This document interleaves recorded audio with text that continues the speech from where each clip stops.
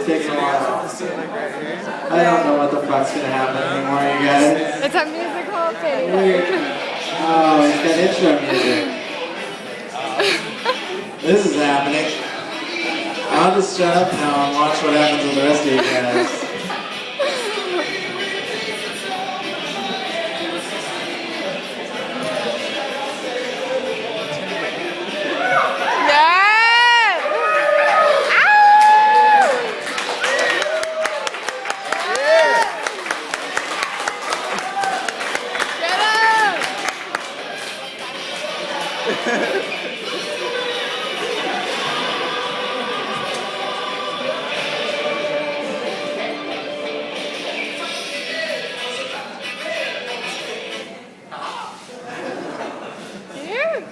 Some of you guys thought that was all I was going to do, huh?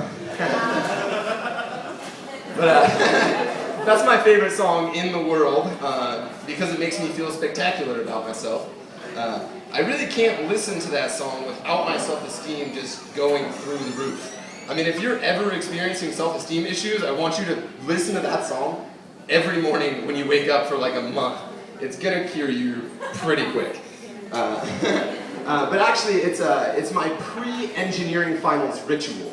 I am an engineering major, which is great, because I'm going to make a lot of money as a professional stand-up comedian. But I put myself through a lot of really difficult tests. I mean, engineering finals are hard. They weren't for me, because I have what I call good test-taking tactics. My classmates assured me that the content of these tests were in fact difficult. But to be fair, I think a lot of them put themselves in a negative mind state before they even take the test. I mean, you ever see these people? You're walking to class, right? And in the hallway, they're sitting over there, and they're first of all, their body posture, terrible, right? They're hunched over like this, right? And they're flipping through their textbook like page after page after page after page. And they're not even really reading it. They're just thinking, I guess, that I didn't study near enough for this test, but maybe, just maybe, if I flip through every single page of the book before the exam, my mind will digest all of it. And it's not like I studied any more than these people, but my goal before I take a test is not to know everything. In fact, it's not even really to know half of it. My goal is to put myself in the right mind state to take this exam, okay? So if you can imagine the scenario, it's pretty much what happened before every single final that I ever took at college. I mean, kids hunched over, right? And by the way, I call these people the untouchables, right? After the lowest caste system in India, because you do not want these people to touch you. There's like a whole negative aura around them. I don't need that shit before a final. Keep that shit away from me, all right? But yeah, that's the scenario, they're like this, they're freaking out, they got negative energy everywhere. Meanwhile, I'm coming in like I'm about to fight in the heavyweight championship of the world, right? I'm like, champion, right? I'm talking shit to the test, right? The test doesn't even know I'm talking shit to it, and I'm just like, this test ain't got nothing on me. This test ain't got nothing on me, all right? I'm gonna tear this test apart, right? But that's what it's like. I mean, it's all just a mind state. I actually saw people crying during tests before. During an engineering final, I look over and they're crying. And I have a really hard time feeling sympathetic for them because I'm still humming the soundtrack to The Karate Kid. In my head, I'm still fight to the end because my life will depend on the strength that I have inside me. Here's another little trick that I like to use before finals. There's this drink, maybe some of you guys have heard of it, it's called Neurosonic. On the bottle it says that it provides mental energy and increases concentration and focus, okay? I don't know if I believe all that, but I'll tell you what I do believe in, the placebo effect. So here's what I do. Right? Before a final, I go to Campus Market and I'll go buy a Neurosonic. And sometimes Campus Market will be sold out of Neurosonics during finals week. That makes sense. Apparently I'm not the only one who's had this bright idea. But there's a substitute drink that works just fine. It's called Smart Water. You know that period during the test when you can't stop thinking about spring break, right? You just want to give up, you want to get out of there. This is where you want to employ this little trick, okay? So here's what you do. You take out your smart water, and you just stand up. You want to get the blood flowing, right? You just want to start chugging smart water. Right? And then I want you to do the Popeye pose. You know when Popeye takes the spinach, right? He eats it. Watch as this liquid intelligence flows through you, right? Through your forearms, up to the tips of your fingers, down to your toes, and up to your brain, right? Now that will provide you with mental energy. That will increase your attention span and focus, okay? See, it's all just a mind state. It's all just a mind state.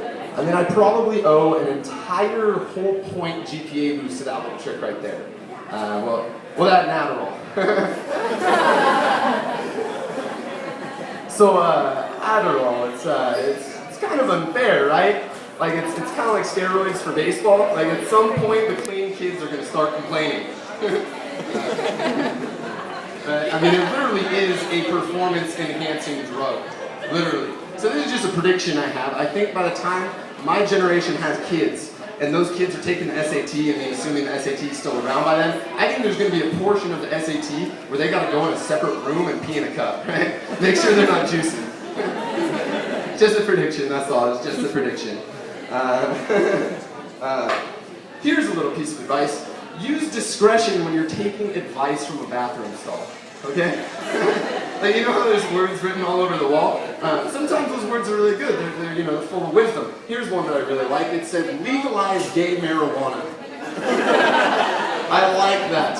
That guy is a thinker, right? He knows how to kill two birds with one stone. That's a slogan I can get behind. That's something I can support, right? But here's one that didn't work for me at all. This is what it said. It said Adderall equals A, marijuana equals F. Adderall plus marijuana equals C. I'll take it. And see, I knew it would sound logic at the time because the day before that, I read in a bathroom stall that C's get degrees, right? So logic follows. You know, if I take Adderall and smoke weed, I'm gonna get a degree, right? So that's the logic. Me being the curious soul that I am, I decided to try this little trick. The next day I had a test and I wanted to see if I could get a C on it. So I woke up in the morning, I popped an Adderall, and then smoked a hefty bong load, right? I didn't make it to class that day. I lost my keys and then searched for them for like 7 hours. That's a good one too. So apparently the law of averages does not work with combining drugs, okay? So the theme of this routine, it's called cheat codes. The next little cheat code I want to tell you about is how to deal with an officer of the law. Because too many people do not know how to do this, right? So your average person, when they're driving and they see those flashing lights behind them, they're going to pull over and let the officer ask for their license and registration. See, this is wrong. And I'll tell you why. It's because an officer is a person first. They're just like us. We are people, right? The officer is a person. But their secondary role is to be the police officer. Just like right now, my secondary role is to be the stand-up comedian, right? I tell jokes, you laugh. If there was a heckler in the audience, he would heckle, but you guys are apparently very nice. So he wants to be a police officer. That's his role. And if I let him do that, he's going to give me a ticket, right? So I don't want him to play the role of police officer. I would much rather him play the role of like assistant, okay? I want the officer to be my assistant. So if I'm going to make him my assistant, I need to be in trouble, and I need him to help me, okay? So let me tell you about the last time that I got pulled over for speeding. I see the officer behind me, he's flashing his lights. I pull over, right? I'm not trying to make it to the news, all right? So he pulls me over, and he comes to the window, and I made a face like this. Right? It's very hard to ask for my license and registration when I'm doing it. He tried. He's like, license and, sir, are you alright? Officer, I've never had to poop so bad in my life. And he's like, sir, do you know how fast you know? Oh my God, I'm very young, man. I got like a minute tops before I shit myself. He's struggling. Brooklyn now, right? And I need to ask him a question so he knows that he needs to help me. So I'm like, oh God, please, where is the nearest bathroom? That's what I said. So the result, this is what happened. He's like, all right, 2 exits away, there's a gas station. Don't you dare speed on your way there. Yes, sir, thank you, sir. I drove there just for a show. I stopped at the gas station and bought a Snickers. And Snickers is, 1, it's a lot less expensive than a speeding ticket.